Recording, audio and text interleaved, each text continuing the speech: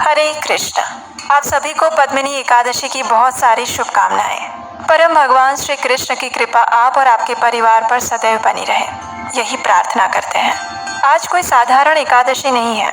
आज है अधिक मास में आने वाली विशेष पद्मिनी एकादशी। एक ऐसी एकादशी जो 3 साल बाद आती है, एक अत्यंत दुर्लभ संयोग लेकर। भगवान श्री हरि को एकादशी तिथि अत्यंत प्रिय है और इसीलिए इसे हरिवासर दिन भी कहते हैं। और ये पुरुषोत्तम मास में जब आती है तो ये तो सबसे अधिक प्रिय मानी जाती है, क्योंकि पुरुषोत्तम मास भी स्वयं भगवान श्री हरि का मास है। तो इस प्रकार से पद्मिनी एकादशी हर प्रकार से सुवर्ण संयोग लेकर आ रही है। तो चलिए इस सुंदर, शुभ और मंगलमय अवसर पर हम इसी पद्मिनी एकादशी से जुड़ी हुई इस पौराणिक कथा का श्रवण करते हैं। आइए आज की पद्मिनी एकादशी व्रत कथा आरंभ करते हैं। युधिष्ठिर महाराज ने एक समय भगवान श्री कृष्ण से पूछा, हे प्रभु, आप कृपया मुझे अधिक मास के शुक्ल पक्ष में आने वाली एकादशी और उसके महात्म्य के विषय में बताइए। इस एकादशी का नाम क्या है, उसका पालन करने की व्रत विधि क्या है, इसमें कौन से देवता की पूजा की जाती है और इस व्रत को करने से क्या फल मिलता है। कृपया इसे विस्तार पूर्वक समझाएं। ये सुनकर भगवान श्री कृष्ण ने कहा, हे राजन, अधिक मास में आने वाली एकादशी यानी कि पुरुषोत्तम मास की विशेष पुण्य फलदायी एकादशी का नाम है पद्मिनी एकादशी। इस एकादशी का व्रत रखने से मनुष्य परम उच्च आध्यात्मिक लोक को प्राप्त करता है। इस एकादशी व्रत की विधि अनेक पापों का नाश करने वाली है, मोक्ष और भक्ति प्रदान करने वाली है। इसके फल और विधि को अब आप ध्यान पूर्वक सुनिए। व्रत दशमी के दिन से शुरू होना चाहिए। इस दिन पीतल के बर्तनों का प्रयोग पूरी तरह से वर्जित है। मांस, दाल, चना, बाजरा, शहद, पत्तेदार सब्जियां और दूसरों द्वारा अर्पित की गई कोई भी वस्तु ग्रहण नहीं करनी चाहिए। इसके बदले हव्य भोजन करना चाहिए। नमक का सेवन नहीं करना चाहिए। दशमी की रात्रि में जमीन पर सोना चाहिए और ब्रह्मचर्य व्रत का पालन करना चाहिए। एकादशी के प्रातः काल में ब्रह्म मुहूर्त में दैनिक अनुष्ठान पूर्ण करने के बाद दांतों को साफ करें और फिर 12 बार कुल्ला करें। तत्पश्चात स्नान के लिए किसी पवित्र स्थान पर जाएं। स्नान के दौरान गोबर, मिट्टी, तिल, कुश घास और आंवला का प्रयोग किया जा सकता है, और वो भी विधि पूर्वक। शरीर पर मिट्टी लगाने से पहले ये प्रार्थना अवश्य करें, हे मृत्तिके, मैं आपको प्रणाम करता हूँ। आपके स्पर्श से मेरा शरीर पवित्र हो जाए। सभी जड़ी बूटियों से उत्पन्न और पृथ्वी को पवित्र करने वाले, कृपया मुझे शुद्ध करें। हे ब्रह्मा की लार से उत्पन्न मेरे शरीर को स्पर्श करके मुझे पवित्र करें। हे देवताओं के स्वामी, शंख, चक्र और गदा धारण करने वाले पुंडरीकाक्ष, मुझे इस पवित्र स्नान की आज्ञा दें। तत्पश्चात वरुण मंत्र का जप करते हुए अगर कोई पवित्र तीर्थ स्थल ना हो तो उनका स्मरण करते हुए किसी तालाब में स्नान करें। स्नान के बाद स्वच्छ और सुंदर वस्त्र धारण करें और भगवान की पूजा करने के लिए मंदिर जाने से पहले संध्या और तर्पण करें। भगवान श्री कृष्ण और श्रीमती राधा रानी तथा भगवान शिव और माता पार्वती की स्वर्ण प्रतिमाओं की पूजा करें। अनाज के ऊपर मिट्टी या तांबे का एक पात्र रखें। इस पात्र को वस्त्र और सुगंध से सजाएं और इसके मुख पर तांबे, चांदी या सोने का एक पात्र रखें। फिर भगवान श्री हरि की प्रतिमा को इस पात्र पर स्थापित करें और धूप, दीप, भोग, फूल, केसर आदि से उनकी पूजा करें। तत्पश्चात भगवान के सामने नृत्य करें, कीर्तन करें। उस दिन अन्य भक्तों के साथ मिलकर और भगवान के सामने इस एकादशी की पौराणिक कथा का श्रवण करना अत्यंत महत्वपूर्ण बताया गया है।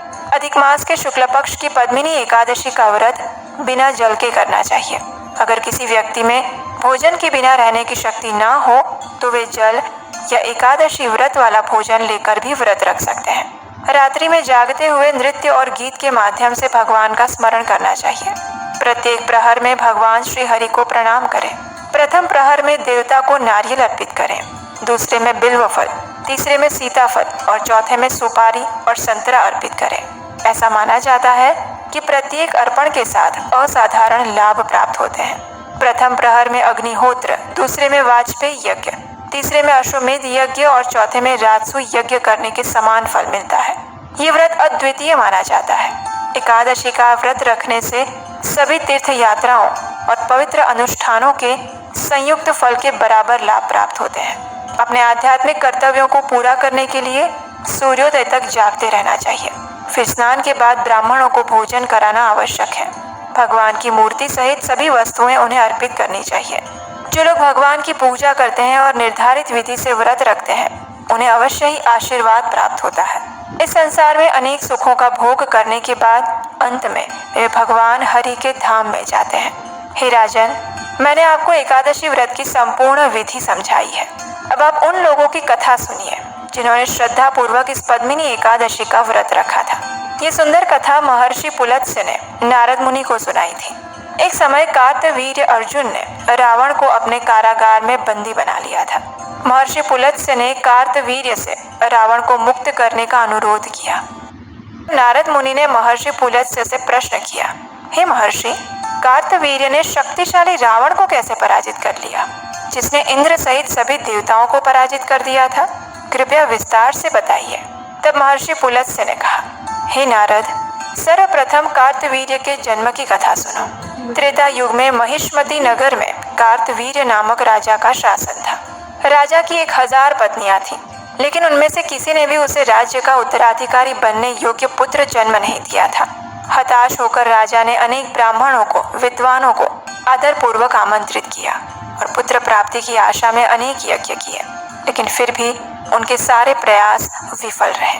जैसे व्यथित व्यक्ति को सुख सुविधाएं अरुचिकर लगती हैं, वैसे ही राजा का राज्य उत्तराधिकारी के अभाव में व्यथित हो गया। अंत में ये जानकर कि वो केवल तपस्या से ही सिद्धियां प्राप्त कर सकते हैं, उन्होंने वन में तपस्या करने का निश्चय कर लिया।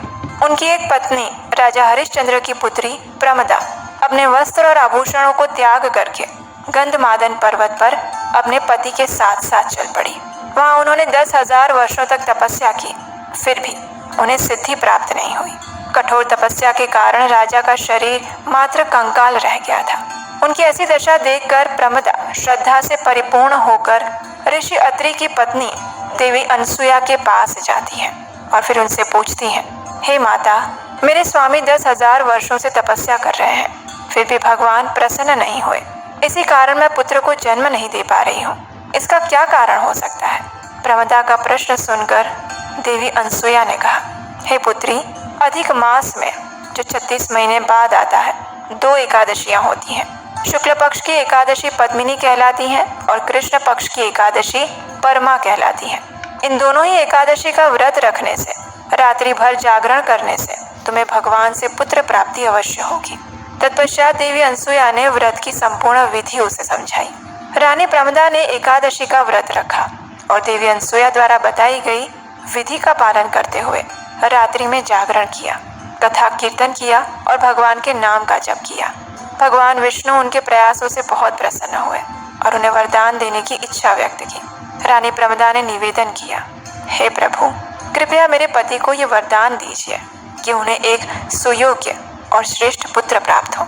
रानी प्रमदा की बातें सुनकर भगवान विष्णु ने कहा, हे रानी प्रमदा, मल मास मुझे अत्यंत प्रिय है। इस मास में एकादशी सबसे प्रिय है।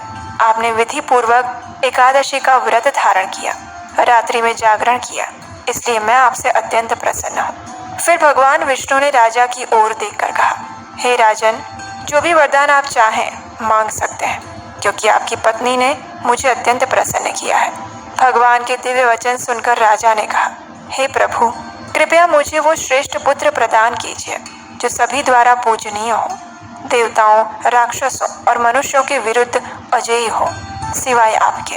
राजा को वरदान देने के बाद भगवान अंतर्ध्यान हो गए और तत्पश्चात राजा और रानी अपने राज्य में वापस लौट आए।